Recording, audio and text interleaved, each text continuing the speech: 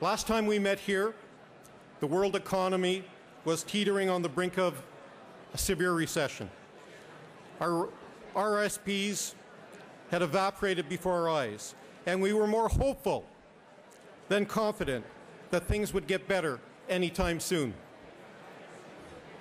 Now, with the credit crunch behind us, the recovery gaining strength, and the jobless numbers at least starting to head in the right direction, perhaps we can breathe a little easier.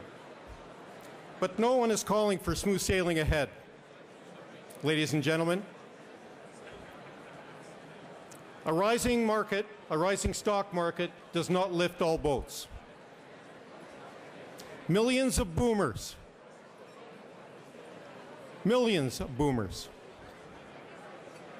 are approaching retirement and are wondering if their retirement will ever come true, if that day will come. Do you have a sense I'm filibustering? Yes, I am. There are big challenges ahead on all fronts. One of them is to get you to sit down so we can start this dinner.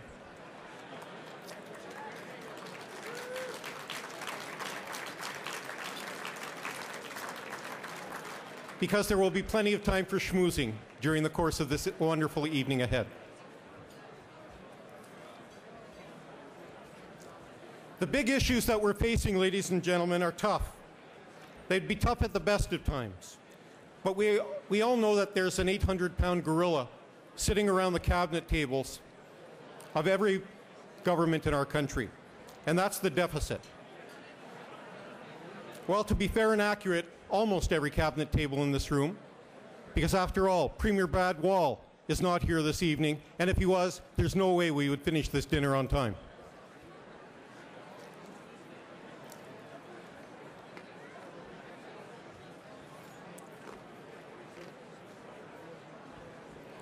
This is all by way of saying that the business of government is as complex as it's ever been. The fiscal storm clouds, the demographic changes, and a host of other forces make it clear that the old axiom of doing more with less is insufficient. It just doesn't set the bar high enough.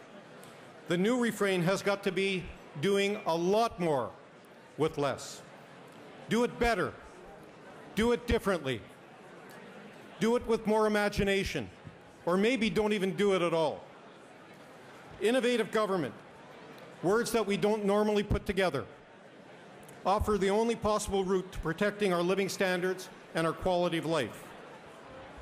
Ladies and gentlemen, fortunately, we're not starting from scratch.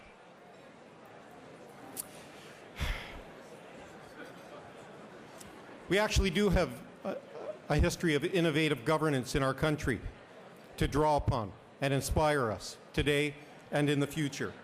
And that's what our annual dinner is all about, celebrating innovators in public policy, in governance, in public service in our country.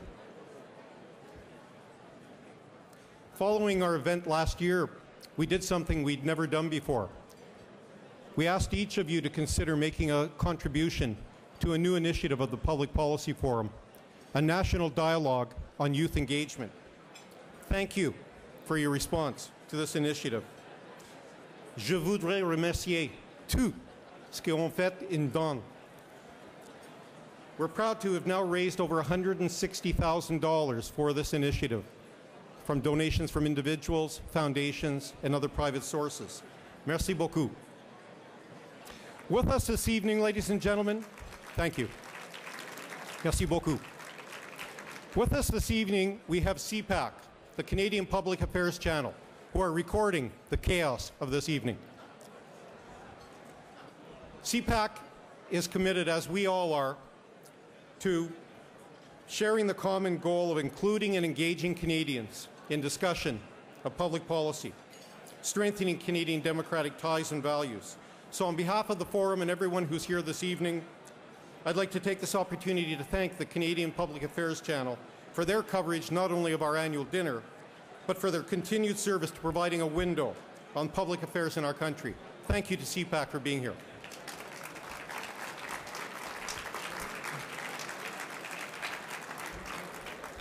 The speeches from this evening's dinner will be broadcast in the days ahead on the CPAC channel.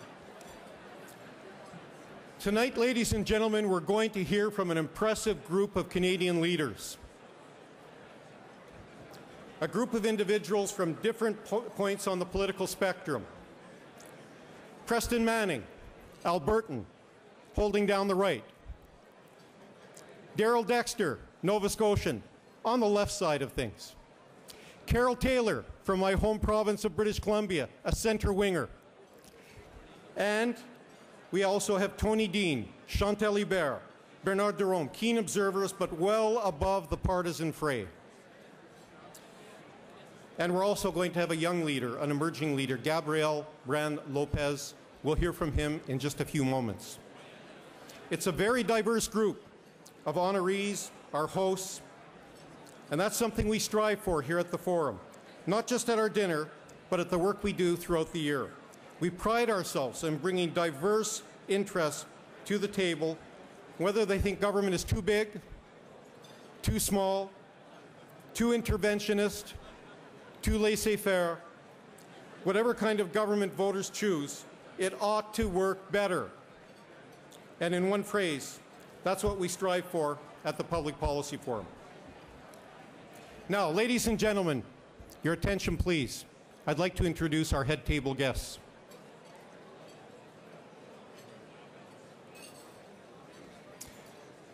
We have some interesting ground to cover this evening, so let's get down to business. I'd like to introduce the head table guests, and I'm going to ask them to stand when they hear their names, and you to hold your applause until the introductions are complete. Nova Scotia Premier Darrell Dexter, Chantal Hébert and her guest PG Forrest, Carol Taylor, Bernard Derome, Public Policy Forum Board Chair David Brown and his wife Fran Brown, the Honourable Jim Prentice, Tony Dean and his spouse Marie Boutellier, l'Ambassadeur de la France, Son Excellence François Delatte, my wife Sherry Graydon, Phil Fontaine and his partner Kathleen Mahoney, Preston Manning and his wife Sandra Manning, Gabriel Brand Lopez and his guest Cassie Asiag. Mesdames et Messieurs, votre table d'honneur.